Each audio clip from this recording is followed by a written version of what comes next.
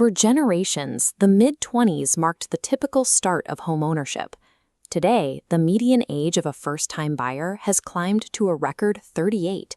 Historically, a typical U.S. home cost 3.2 times the median household income.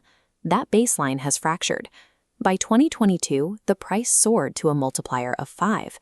Today, while the median household earns $80,000, it takes $120,000 to afford the median-priced home.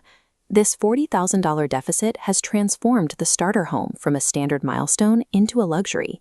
Ownership is increasingly reserved for wealthy, super-prime buyers, those with elite credit scores and high capital who can outbid the middle class. Since 2020, national home prices climbed 47%. This collided with a shift in credit markets as mortgage rates doubled to a peak of 8%. The resulting all-in monthly payment for a median-priced home hit a record $3,096, including principal, interest, taxes, and insurance. Current homeowners who secured 3% interest rates years ago are now financially incentivized to stay put.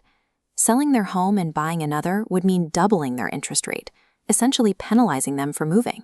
This lock-in effect has frozen the market. Existing home sales have plummeted to a 30-year low, and for sale listings sit 34% below 2019 levels.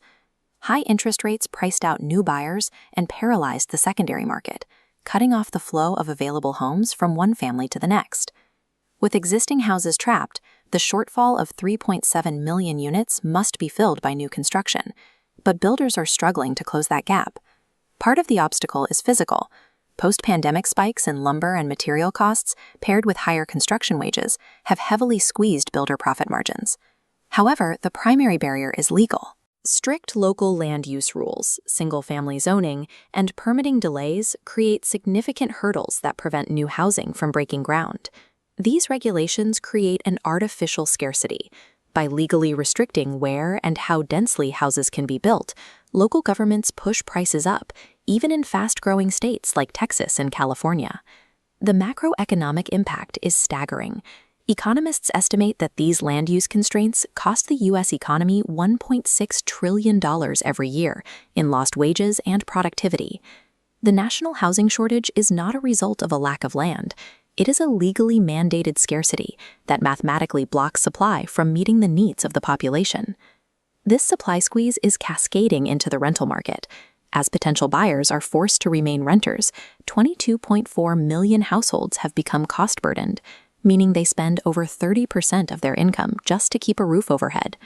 The shortage also widens the racial wealth gap. While 74% of white households own their homes, that rate falls below 50% for Black and Hispanic families. Solving this requires a shift in policy. Experts recommend streamlining local zoning, accelerating the permit process, and incentivizing affordable new units. There is a growing economic consensus that loosening restrictions to allow for denser, multifamily housing, often called the missing middle, will lower market costs over time by increasing the total pool of homes.